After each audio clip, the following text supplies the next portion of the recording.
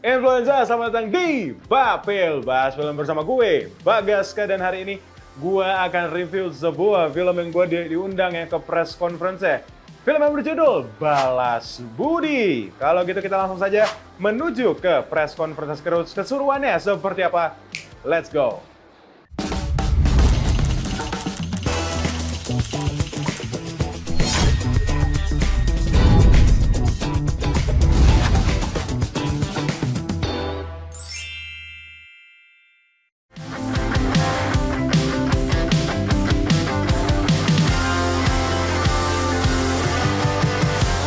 Influenza, gue udah ada di Metropol XX1 dan hari ini gue diundang untuk ke press screening untuk film Balas Budi. Ada Yosi Sudarso, ini kayak pertama kali ini gue ketemu Bang Yosi ya. Kita lihat aja filmnya seperti ada press conference seperti apa. Let's go.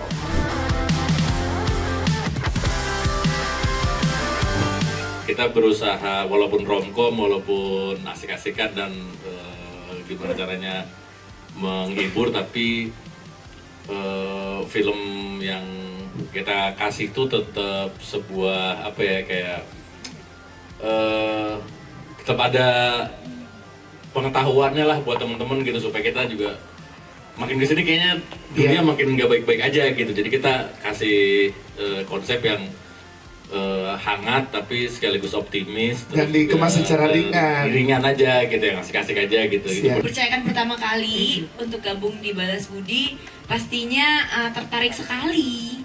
Pertama karena memang waktu itu tuh aku baru nonton filmnya Mas Reka juga, jadi wah bagus nih, cakep nih gitu, aku suka nih. Terus pas baca ceritanya juga menarik gitu, isu yang diangkat tentang love scamming ini.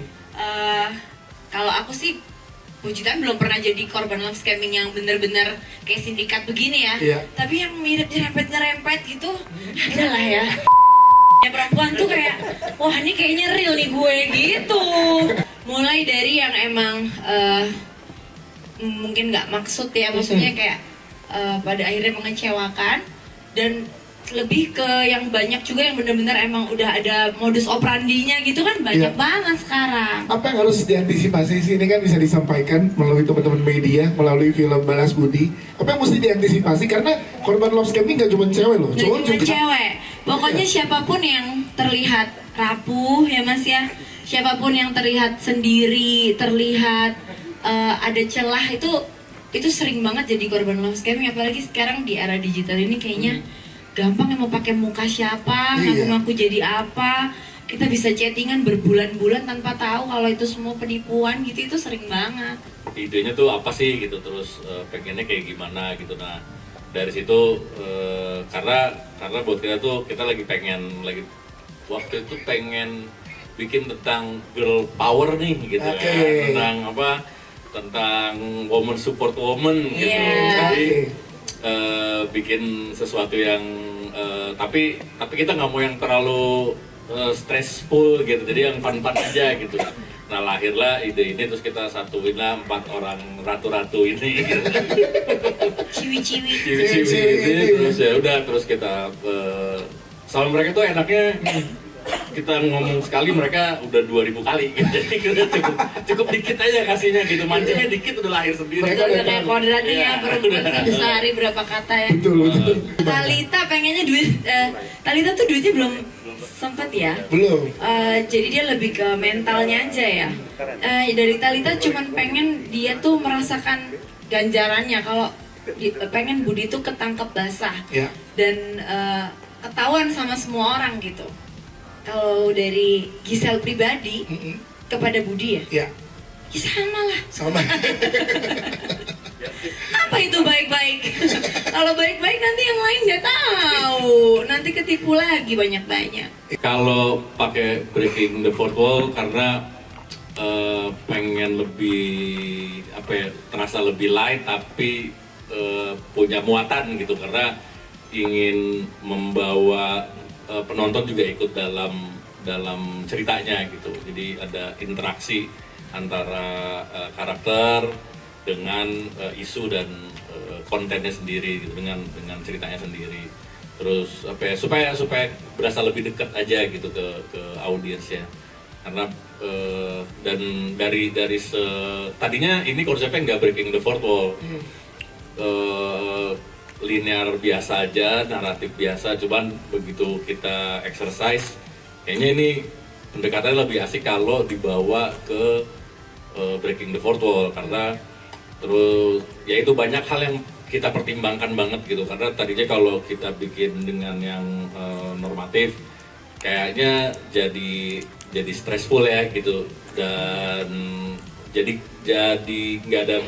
nggak ada pembeda antara konsep komedi romcomnya dengan ini gitu. Jadi kita kemudian exercise dengan banyak teman-teman kayak dari penulis sama dari kamera juga gitu, terus kita exercise naskahnya, kita rubah lagi, terus kita ketemu dengan Giselle aja, Thalita akhirnya mengalami pergeseran secara konsep gitu, karena kita ngeliat Giselle bawa ini gini, akhirnya kita bawa ini, jadi emang ada kotak-kotak di masing-masing karakternya gitu. Jadi Giselle sebagai Thalita bawa ini kayak gini, berarti kita main ini kayak gini. Terus kalau Alma, Michelle Judith karakternya seperti apa lagi gitu, itu nge-tweaking karakternya juga agak lama setiap draftnya pada saat itu, karena kita berubahnya lumayan signifikan gitu. Kontrolnya mesti di kita ya, gitu. Kalau emang belum resmi, belum apa, ya jangan all in gitu loncatnya. Kayaknya benernya bukan kebaikannya Mas Adrian yang salah, tapi cara membalas kebaikannya itu yang mungkin kita perlu belajar lagi. Sama tadi itu ngomong ke diri sendiri. Benar. Sekali yang mengingatkan. Iya. Karena tadi dari karakter Thalita tuh keluar satu statement yang menarik banget tuh, satu quotes yang bisa jadi pegangan juga. Lo harus curiga saat orang ini too good to be true. Asli. Iya kan, itu keluar dari. Is this too good to be true, you know?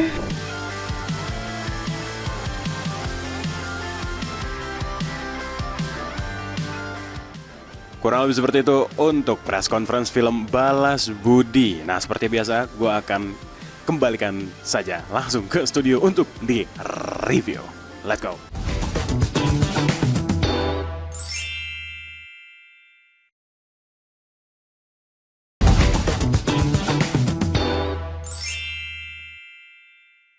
Kita harus bisa nangkep basah Budi pas dia beraksi. Kita kumpulin bukti-buktinya supaya kita bisa kasih peringatan ke korban-korban Budi selanjutnya. Paham?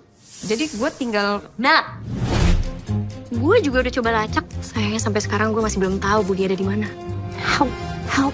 Halo guys, kalian di mana? Thalita out. Duit kita semua hampir habis, waktu kita hampir habis gara-gara Budi. Aduh, apa?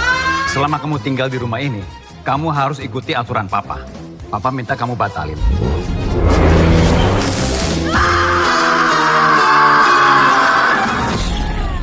Balas Budi bercerita tentang Alma, wanita yang hidupnya runtuh setelah ditipu habis-habisan oleh Budi. Pria karismatik yang diduga kuat adalah penipu asmara ulung. Budi mampu memanipulasi identitasnya dari pangeran idaman sampai pengusaha sukses, hanya untuk mencuri harta dan kepercayaan korbannya hingga miliaran rupiah.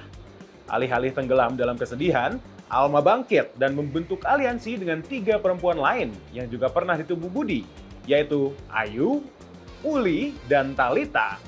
Mereka merancang misi Balas Budi untuk menjebak si penipu sebelum ia mencederai korban yang baru. Nah, kurang lebih seperti itu untuk press conference dari film Balas Budi dan juga sedikit trailer sinopsis dari filmnya. Nah, ini sebenarnya sebelum gue review, gue awalnya sangat excited untuk bertemu seorang Yosi Sudarso ya. Gue kan sudah tahu beliau itu sejak Dino Charge lah ya, gitu loh. Beliau memerankan Koda, The Caveman gitu loh. Dan sayangnya di hari press screening, press conference, dan juga gala premier, beliau nggak datang gitu loh. Dia udah juga bikin juga tuh video klarifikasi Budinya di Instagramnya Bang Yosi Sudarso juga, bahwa dia nggak bisa datang. Ngomongnya sih ada kerjaan di luar negeri. Nah itu gue suka deh sama promosi film ini gitu loh, menyambung-nyambungkan kalau si dia nih nggak bisa datang ke gala premier gara-gara ada kerjaan di luar negeri. Padahal, nah itu pokoknya film ini full of mischief gitu loh dari seorang karakter si Budi ini gitu loh, yang kita nggak tahu nama aslinya siapa, bahkan gue nggak tahu.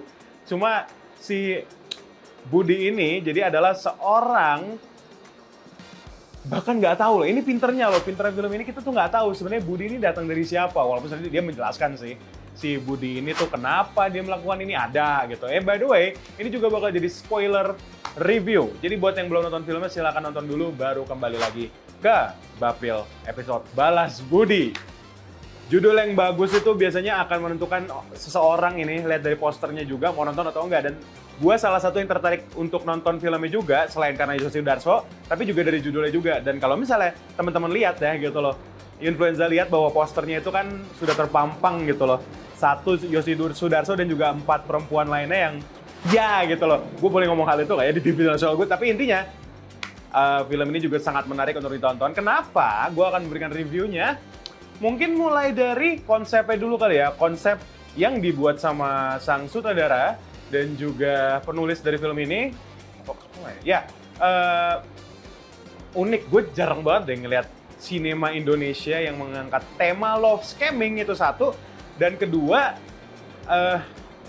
treatment dari film ini terasa sangat, tanda kutip mungkin original kali ya. Karena it's been a long time since we actually got a romantic comedy dari film Indonesia yang sebenarnya kalau misalnya lu lihat nih dari cast utamanya yaitu si Bang Yosi di sini dia kan sebenarnya lahir dari sinema luar negeri juga gitu ya. Yang gue tahu memang beliau itu dulu Power Rangers warna biru yang akhirnya sudah beradaptasi bertahun-tahun lamanya di sini mendapatkan film A, B, C, D.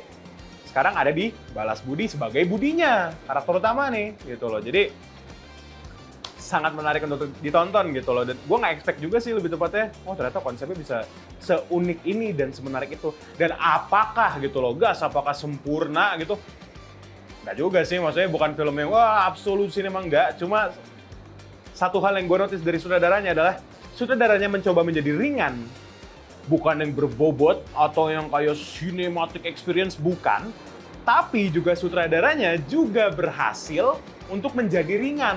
Itu gue lebih apresiasi seperti itu dibanding yang kayak ada aja kan sutradara yang kayak wah film ini tuh gimana pesan moralnya gimana atau sinematografi atau gimana. Enggak, film ini berhasil mendeliver sinematografi yang apik, yang nggak bosenin, yang nggak gitu-gitu aja. Tapi dengan gini, yang gue rasain adalah film ini tidak berasa high budget, berasa tanda kutip ya low budget, karena yang gua rasain, yang gua lihat di setiap frame-nya itu seperti tanda kutip lagi-lagi low budget gitu. Padahal kalau misalnya gua telaah lagi nih misalnya, itu apa ya sebutannya? Mahal loh ya, karena dari sinematografinya, dari penulisannya, gaya penulisannya ini gue suka banget by the way. Selain konsepnya juga yang gue suka gitu loh, dari teknik penulisannya, dari sinematografi yang sebenarnya semacam mereka tuh nggak terlalu pamer sinematografi, tapi secara tidak langsung gue menotis hal itu karena terpampang dengan jelas. Misalnya ya mainan-mainan cermin lah atau apapun itu terlihat gitu loh sebenarnya. Jadi gue sangat mengapresiasi hal itu. Selain itu juga konsep yang juga diangkat sama sutradaranya adalah breaking the fourth wall. Ini bahkan sutradaranya sendiri yang bilang bahwa ini terinspirasi dari Ziris Bleabag yang sebenarnya memang mirip gitu loh. Tapi apakah gue terganggu dengan kemiripan itu? Enggak, karena kalau dari sutradaranya lagi, beliau bilang bahwa tanpa adanya teknik, tanpa adanya gimmick mungkin kali ya, breaking the fourth wall, film ini bakal ya udah linear aja, hiburannya mungkin nggak akan sebagus itu. Karena jujur, dari semua yang dilakukan sama Kak Michelle Judith di sini, breaking the fourth wall-nya tuh relate kali ya. Maksudnya gue juga ngerasa bahwa gak terlalu maksa, dan semua apa yang dideliver dari line-nya si Michelle Judith ini sebagai Alma di sini semuanya tuh terjelaskan dengan baik lah gitu loh sebagai karakter Alma. Yang dimana Alma ini merupakan salah satu korban gitu dari banyaknya perempuan yang sudah di love scamming sama si Bang Yosi Sudarso di sini sebagai Budi. Selain Alma ada Uli dan juga ada satu lagi, siapa namanya gue lupa. Ini kan aja nih siapa? Ayu ya, ada Ayu juga gue lupa. Dan juga Giselle Anastasia baru di sini sebagai Talita. Film ini lebih masuk akal juga. Yang bikin masuk akal adalah keputusan untuk apa ya sebenarnya, men-setting gitu loh. Perempuan-perempuan ini memang orang-orang kaya, yang dimana Ayu ini keluarga keraton lah gitu loh. Talita memang artis, yang dimana memang Gisel Anastasia ada seorang artis. Si Uli yang katanya suka-suka hal-hal Perancis, padahal ya kan itu ada plot twist-nya juga tuh ya. Gue bilang ini kan review spoiler. Sama terakhir Alma yang memang dari keluarga bapaknya itu orang kaya lah, sudah ditunjukkan gitu loh dari awal kalau emang dia orang kaya. Jadi ceritanya lebih masuk akal lagi karena yang dibikin karakternya sama saudaranya adalah si 4 perempuan ini memang orang yang kaya gitu. Nah, nanti gue juga bakal review lebih lanjut tentang filmnya tapi setelah pesan-pesan yang berikut ini. Jadi, influencer jangan kemana-mana, tetap di Bapil Bahas Film.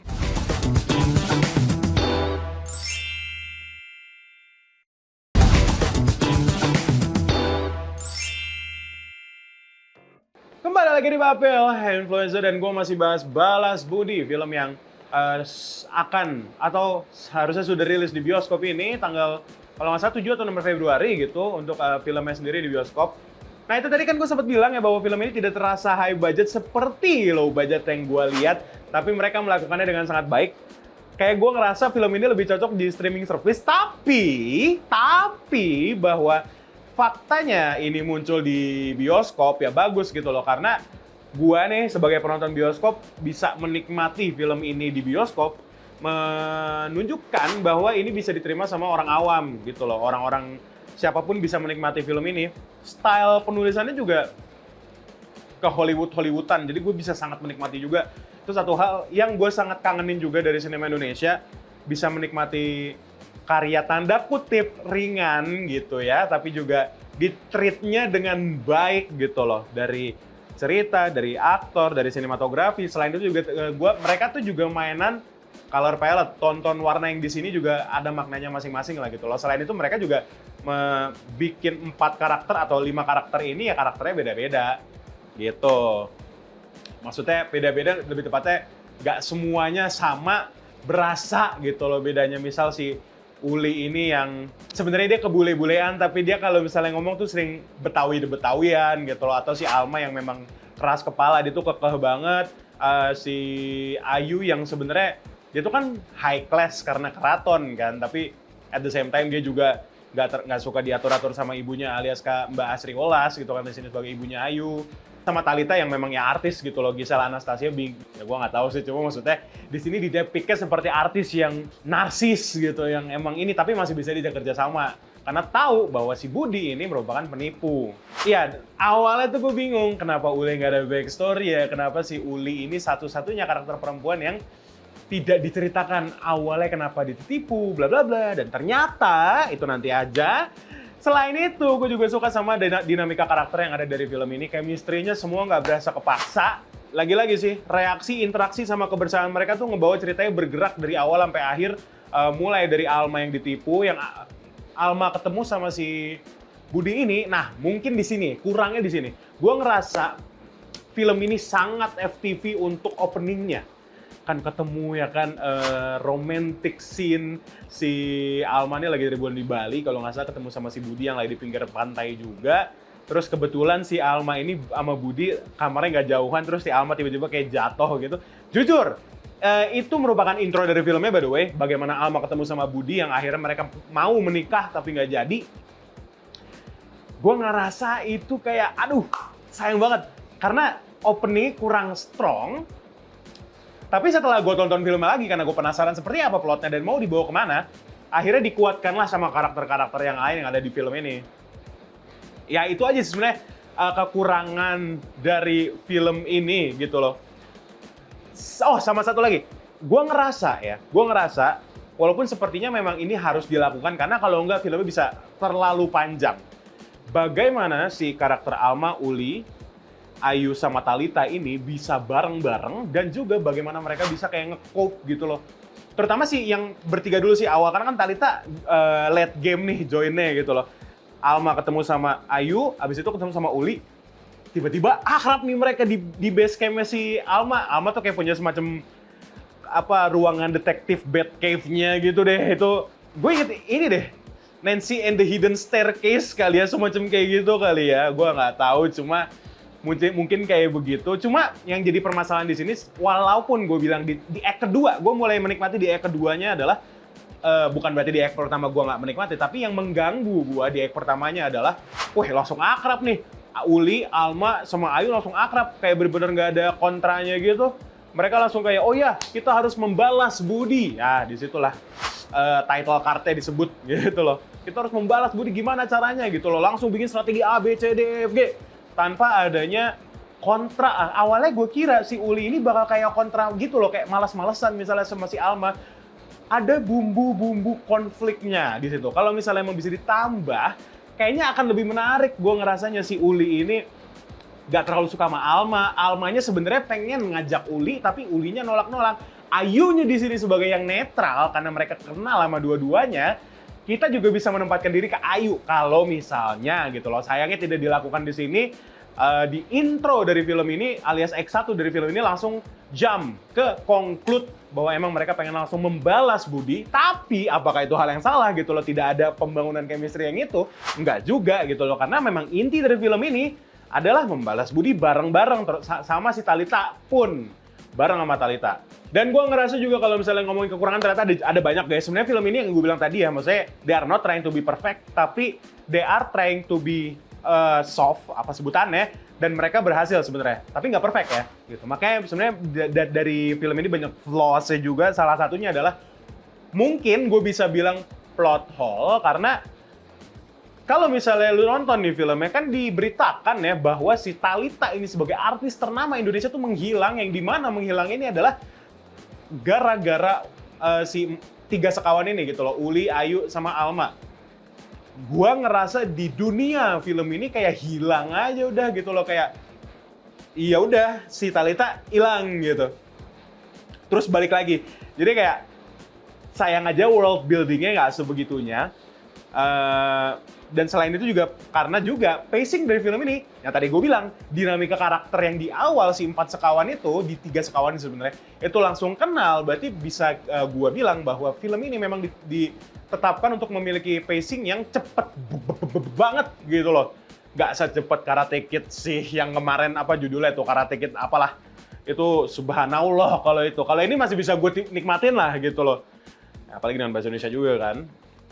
Ya itu sih, subplot kali ya sebutannya, subplot yang sebenarnya nggak penting, tapi somehow gue notice salah satunya si Talita yang tiba-tiba hilang ya kan.